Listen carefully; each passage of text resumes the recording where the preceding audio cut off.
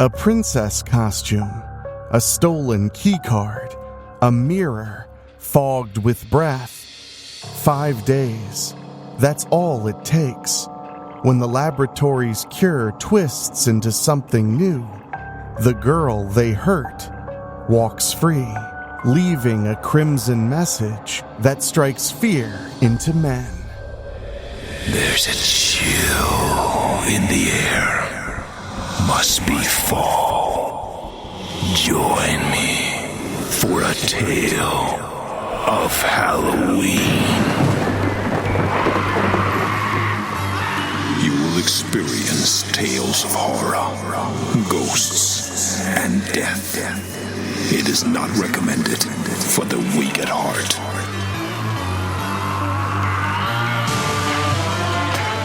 Join me for a tale of Halloween.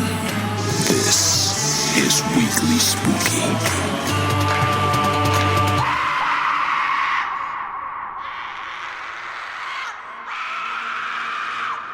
Hello, my spookies. It's Saturday, the 4th day of spooky season, and I'm your host and narrator, Enrique Couto, here to bring you a chilling tale to make sure you're in the spirit of the season. Tonight's story is all about strange turns of fate and revenge. But before we get to that, I want to say thank you so much for joining us during the spooky season. We're happy to bring you something scary every single day in October. In fact, tomorrow we'll be back with a program that I can't quite explain, but I know that it's scary. So make sure you're subscribed on your favorite podcasting app, and while you're at it, leave us a 5-star rating. It really helps other spookies find the show. And remember, we don't go away when Halloween ends, because every single week we bring the spooky, because Halloween is truly a state of mind. And if you want to support us in a very direct way and help us head into another 6 years and beyond, go to weeklyspooky.com/join. For as little as $1 a month, you get 2 bonus episodes every single month, as well as 5 years of exclusive creepypasta readings and audiobooks. Join over 90 other spookies at weeklyspooky.com/join. Now, as for tonight, what if the cure that saved your life took the rest of it away? A research lab with locked doors, a promise of tomorrow, and a secret that should have stayed buried. When Halloween comes to Strickfield, a girl in a crown steps out of the darkness, and some warnings are not meant to be read in time to save you. So get cozy as we bring you this urban legend reimagining for your spooky season after this.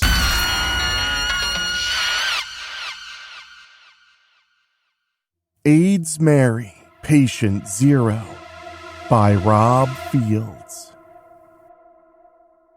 7 years ago. Cancer. Seriously, where does it come from? Has it plagued life as we know it since the days of the Bible? All I knew was cancer ran in my family for as long as I could remember. I had a grandparent on each of my parents' sides that had it and died. Last year I lost my mom to uterine cancer.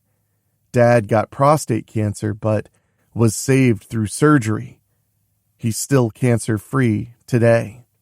I kept wondering how long it would be before cancer would finally catch up to me. Unfortunately, I got my answer when I just turned 18 and was diagnosed with both breast and uterine cancer. Clearly, both of my cancers were killing me since they had progressed that quickly to where surgery or chemotherapy couldn't save me. And I wasn't even out of high school. Knowing my days were numbered, Dad did everything he could for me. He even took me on a few vacations. I didn't want to die, but at least I'd do it on my own terms. I think I just accepted my situation and was living every day like it was my last. At least I'd go knowing Dad was there with me. Then one day, Dad came home with news that changed everything.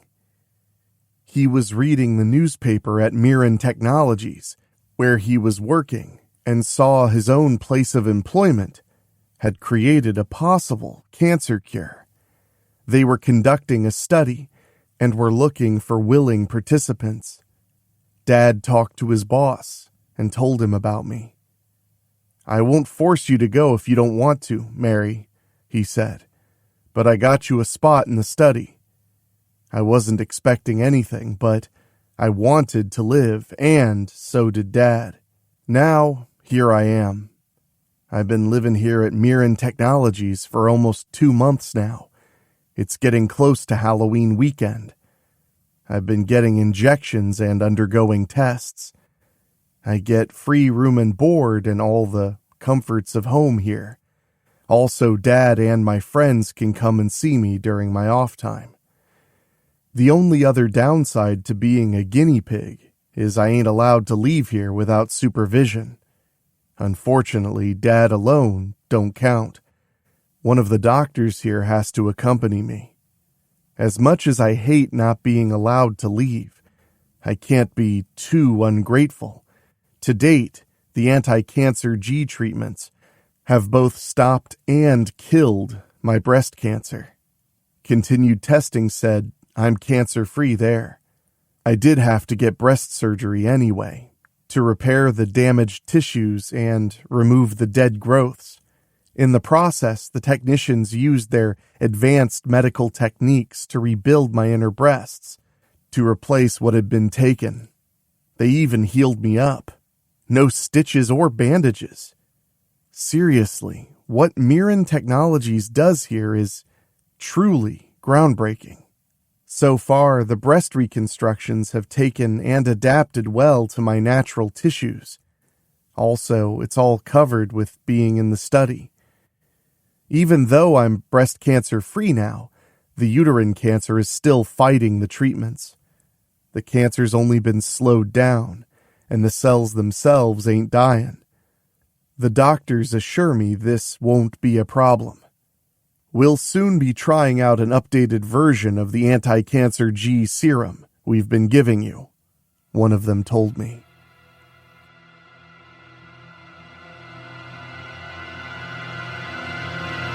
Days later, I'm secured naked to a table where these technicians are using their special scanners. According to the tech explaining the process, the scanners literally decode my DNA and deduce what the cancers are doing. Even though deep down I'm not really a trusting person, Mirren Technologies seems to be fully transparent on what they're doing with us. Just as the scanner's being started, I'm seeing this person who keeps looking at me. The scanning mechanisms fully cover my groin and my breasts. Still, the way this guy keeps looking at me. I heard a few of the technicians call him Lawrence. He's more of an assistant or gopher or something. It ain't the first time Lawrence has seen me naked. I caught him looking at me when I finished showering after my breast reconstruction surgery was over. While I was very appreciative at what Mirren Technologies had done in reconstructing my breasts, I think Lawrence appreciated them way more than me. I knew he wouldn't try anything with all the doctors and technicians here. When I was alone in my room, my door was locked. Unless he had my key card or the passcode, I was safe. I knew if I wasn't careful, Lawrence would corner me and do who knows what with me.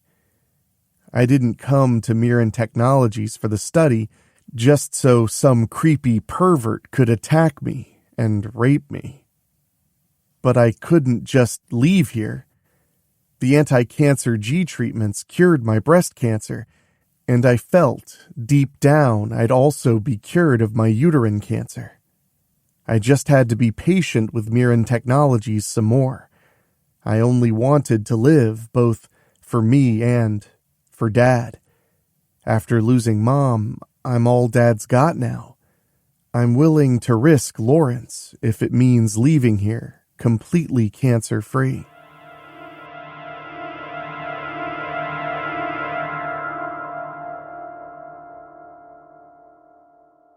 This coming weekend, Halloween's on Saturday.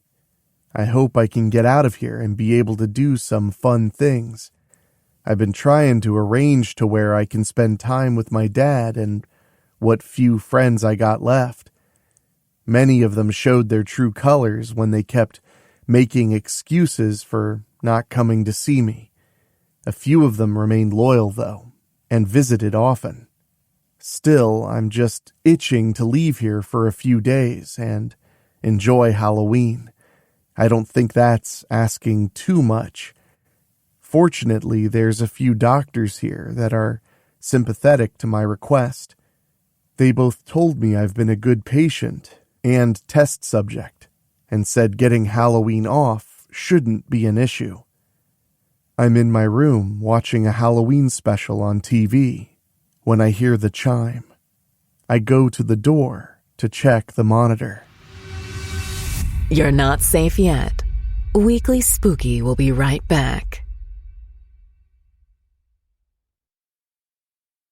When I let Dr. Leonard Shaw in, he's smiling from ear to ear.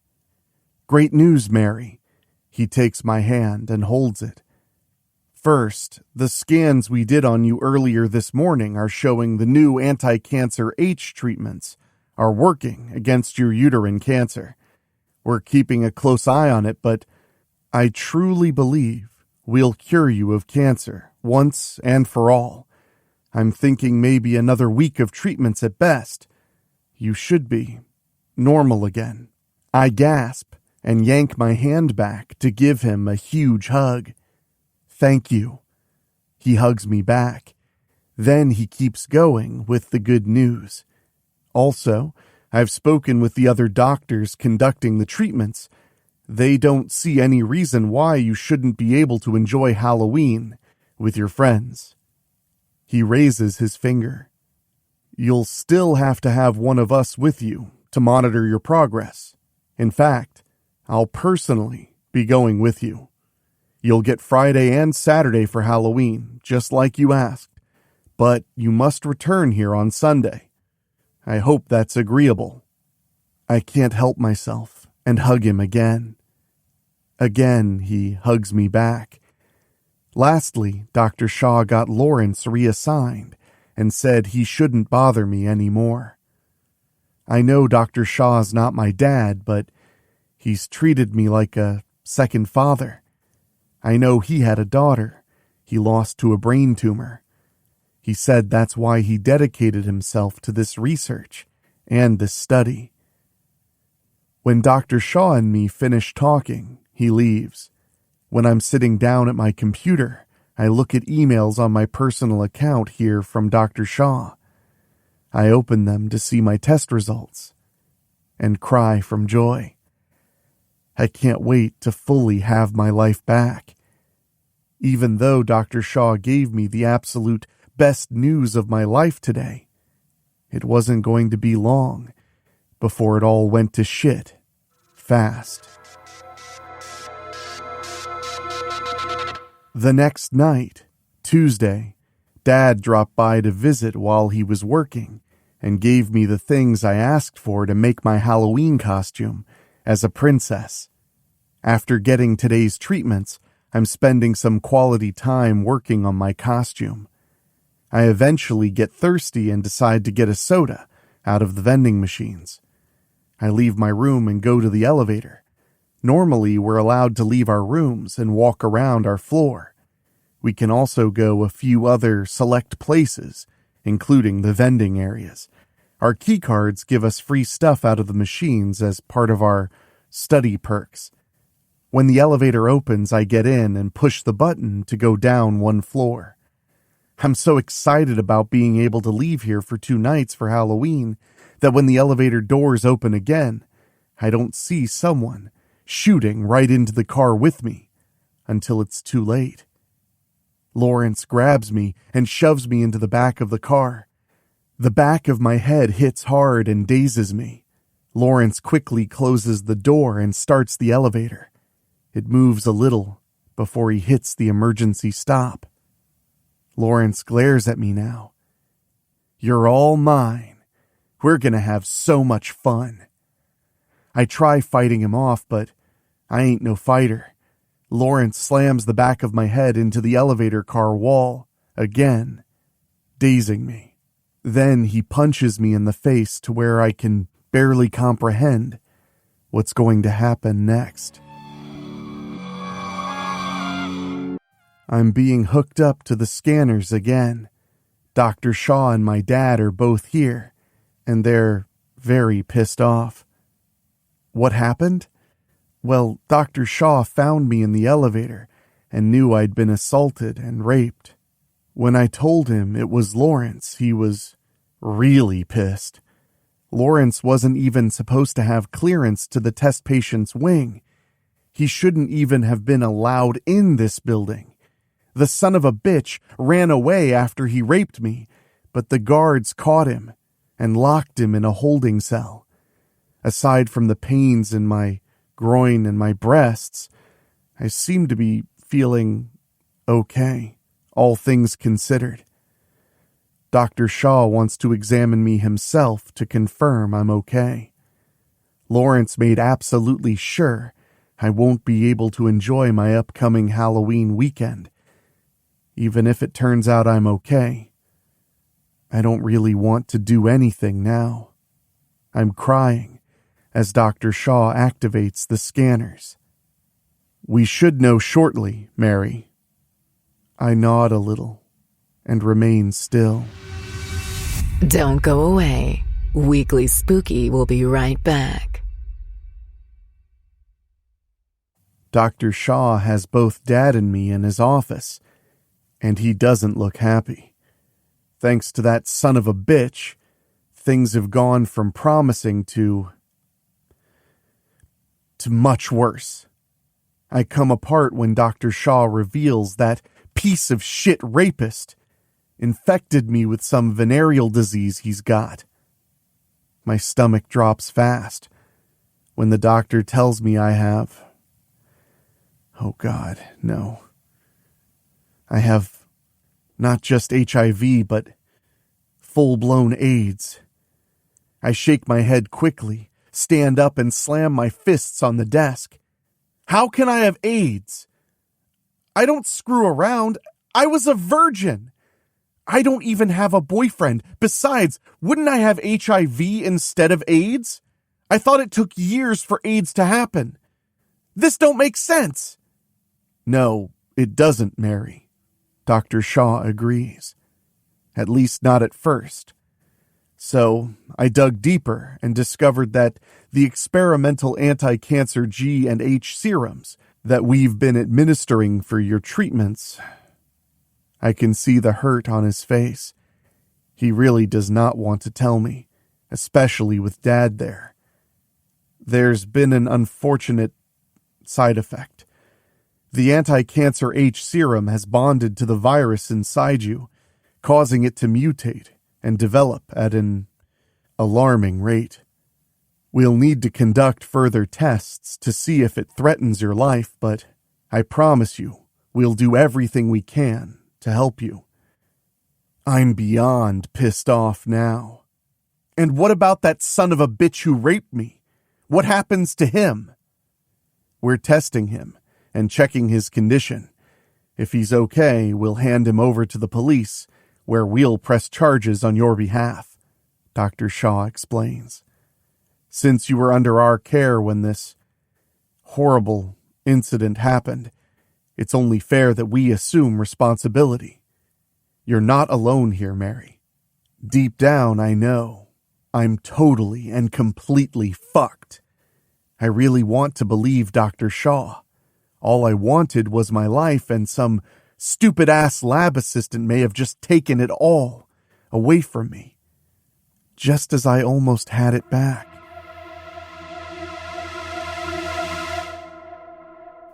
It sure didn't take long for my whole world to come crashing down faster than Dr. Shaw was able to lift me up into it. It's the end of the week, and tomorrow's Halloween. The problem is, I've been here in my room, crying at hearing I'm forever tainted. The only good news that came out of these latest tests is that my uterine cancer is completely gone, with no need for surgery. I haven't been given any further anti-cancer H injections since contracting AIDS, especially after Dr. Shaw and a few of the other scientists confirmed that the treatment bonded to the HIV and mutated it into a full-blown AIDS infection. But now it's much worse.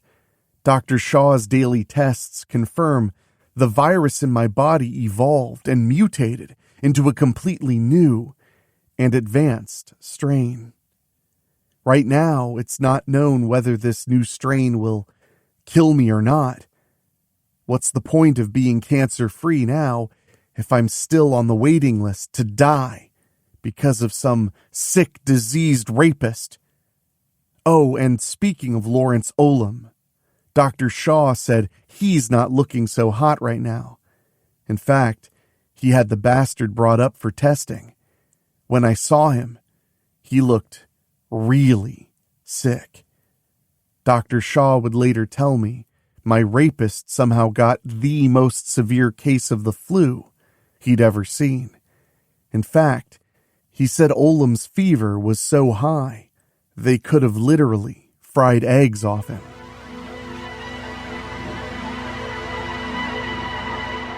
The next day, Halloween, Dr. Shaw's news is even worse for me. My new and unique strain of AIDS became so advanced, there's no treatment available of any kind. He conducted other tests on me and determined I'm actually quite healthy. Now I'm so angry to where I shake at times. Dr. Shaw is right, though. I ain't feeling sick in any way. When it came to Lawrence Olam, he's much worse now. Dr. Shaw didn't want to show me, but I insisted. The bastard looked like he ain't eaten in several days. I mean, I could literally see his bones. I knew Dr. Shaw was holding something back. When I demanded he tell me, he nodded. As it turned out, Olam was not only infected with his disease, he also contracted something in return from me. Since he was unprotected when he raped me, the anti-cancer H serum bonded to the disease inside me immediately and got into him in return. This caused the virus in his body to mutate quickly, too. Unlike me, the mutated strain in him is killing him much faster than the AIDS virus that's still out in the world ever could. Dr. Shaw said Olam would die tomorrow, at the very latest, if not today.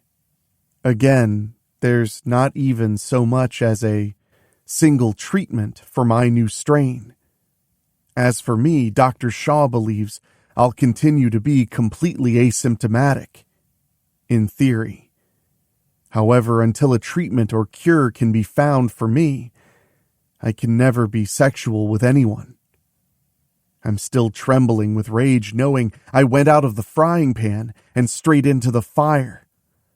Dr. Shaw said I can never leave Mirren Technologies now, saying I risk the possibility of the virus turning against me and killing me after all.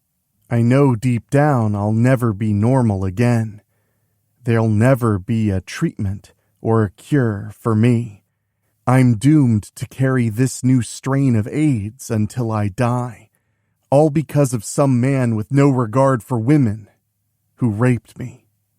I've been sitting here in the shower all day, letting the water rain down on me as I sob and cry, knowing I'm a prisoner here at Mirren Technologies, and it makes me tremble with anger even more. I wish I could have died of my 2 cancers rather than live this way. I just wanted to live. And then I have a sudden epiphany. Life is actually starting to look really good right now.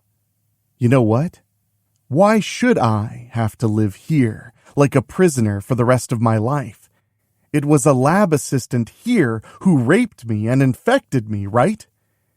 Maybe I'll die soon, and maybe I won't. But I'll be goddamned if I'm spending what time I've got left here at Mirren Technologies, especially knowing I'll never have a normal life again. I think I'm going to my Halloween night, after all. I turn off the water and dry myself. Then I make some modifications on my princess costume, giving it more sex appeal. After putting it on, I look in the mirror. My reconstructed breasts sure look great in this top.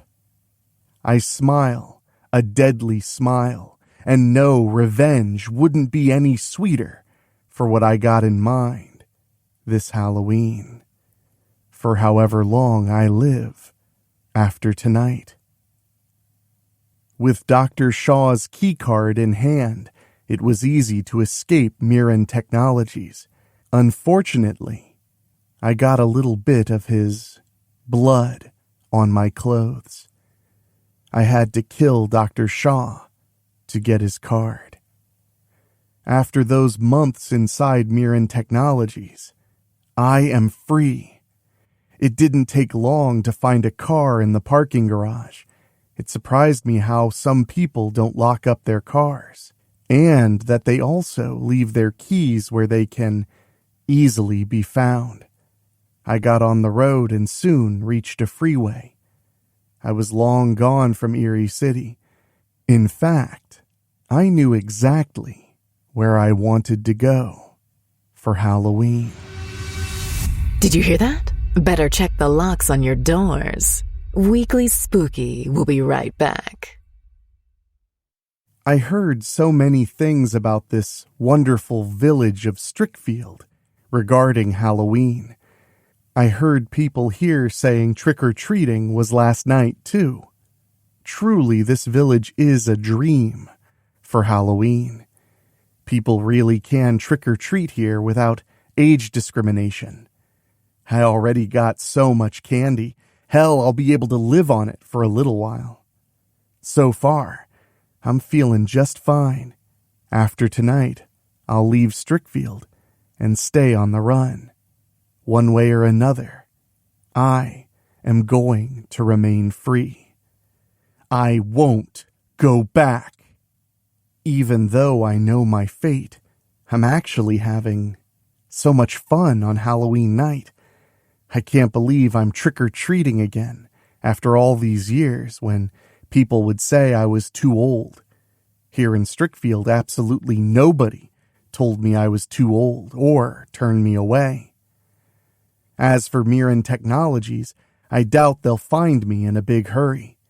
I don't have any tech on me to where they can track me, unless they somehow put a device inside me and I didn't know it. Anyway, I switched cars a couple of times. I even hitchhiked. Could Mirren Technologies really track me all the way to Strickfield? You'd think they wouldn't be able to, but still, I know I said I'd keep running, but how long can I run? I decide to just stay right here in Strickfield and continue having my Halloween night. If I get caught, I get caught. Then my mind goes from one extreme to the next. I gotta go trick-or-treating. Now, I want to go to a Halloween party. I haven't been able to do any fun shit since being diagnosed with cancer. So I'm going to live it up tonight. It isn't long before this car pulls up beside me. I'm looking for a date, honey. Does this asshole think I'm a hooker? I guess I do kind of look like one with my modified princess costume. So, he wants a date, huh? Okay. I go and lean in the open passenger side window. Yeah, let's go on a date. You and me, I tell him. Then I open the door and get in his car. I can tell he's been drinking from a few empty beer cans on the floor. He's not completely drunk, but enough to where he's letting himself go. It ain't long before he brings me to his house. Wow, he lives in a decent-looking cul-de-sac neighborhood. My parents ain't home, he slurs. We got the whole place to ourselves. I let him bring me into his house. As soon as we are in his bedroom, we face each other. I immediately remove my top and show him my perfectly reconstructed breasts. As he kisses me and feels me up, we get each other naked and get on his bed. I know perfectly well what I'm going to do when I let this guy fornicate with me. Technically, he's the first guy I'm willingly sleeping with. Lawrence Olam raped me and took my virginity, but I'm having actual sex with this guy and taking something far more precious than virginity. Revenge. After we finish screwing, the drunken guy falls asleep. You see, I'm guessing that what happened to Lawrence Olam will happen to this guy, to any guy I sleep with from now on. In 4 to 5 days, this asshole is going to be dead. That's how long any guy I sleep with is going to have to regret thinking only with their useless pee-pees. When I get off the bed, I gasp when I notice someone else is in the room. Okay, no, it's actually a full-length mirror. Wow, look at you, Mary Garner. Ain't you to die for? And then, that's when I get another idea. Another awful idea. After I get dressed, I pull my lipstick out of my purse and decide to leave this guy a little something to remember me by. But what? I remember Lawrence Olam and know exactly what to leave him. To every guy I sleep with from now on. Then I start writing. When I'm finished, I smile devilishly. I couldn't have planned this any better. When the guy I just screwed wakes up, he'll be wishing he'd never met me at all. When he reads, "Welcome to the wonderful world of AIDS." He's snoring soundly when I finally leave his room. I really want to be here when he wakes up, but it's still Halloween night, and I said I wanted to go to a party. I do some more trick-or-treating and ask around about places to party. A few people said there's one going on at a bar called Shaker's. Others say there's plenty of Halloween parties at Strickfield University, which ain't too far from where I am. After getting directions from an eager man who can't keep his eyes off my cleavage, I walk to Strickfield University, collecting more candy along the way. I walk into the frat house and see plenty of people wearing costumes. Yeah, there's plenty of drinking going on here. I walk right to the bar and wait for the bartender to come to me. After drinking about 3 or 4 of these things, I'm feeling hot and nasty. After I order another beer, this guy comes to me and strikes up a conversation. When I get my next beer, the guy takes firm hold of my arm and brings me over to where he's got a friend waiting. I'm definitely tipsy, but can understand what these guys are saying. They're fraternity boys from Delta Omega Kappa here at Strickfield U. Then I think about Lawrence Olam one more time and wonder if he ever attended any campus parties in Erie City. I mean, he learned to be a rapist somewhere, right? I knew I was in the presence of potential rapists now. Fine by me. A rapist forever changed my life, so I am going to return the favor and have some deliciously sinful fun along the way. Shh, it was only the wind. You're safe. Weekly Spooky will be right back. Maybe Mirren Technologies will find me, and maybe they won't, but not before I spread my new AIDS strain to other men. As far as I'm concerned, men can all die, just like Lawrence Olam. I'll bet he never once thought about what he did to me when he was getting sick from that shit he gave me, after it mutated inside of him. I'm all too eager to go to wherever these guys want. I want to have sex with these guys. In fact, I'll have sex with any man who wants me. I don't care anymore. I'll keep going until Mirren Technologies either captures or kills me. Or I die. Free, whichever comes first. As we're leaving the party and going upstairs, one of the guys belches and then tumbles back downstairs. Guess he won't be getting any of me tonight. That leaves this other Delta Omega Kappa brother as he brings me into a bedroom and closes the door. When he sees me getting naked, he thinks he's so studly. Like the guy who picked me up earlier, I fuck his goddamn brains out.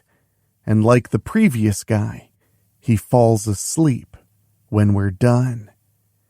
That's when I get dressed and find another full-length mirror. I got plenty of lipstick left when I write, "Welcome to the wonderful world of AIDS."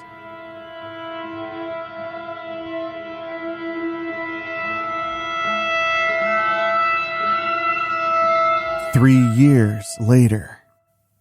I definitely killed a lot of men with my disease, but here's the kicker. Lots of other men in Ohio died, mostly in Strickfield, in the same way I kill men. The bigger kicker, not all of them were me, since I haven't been in Strickfield for a while now.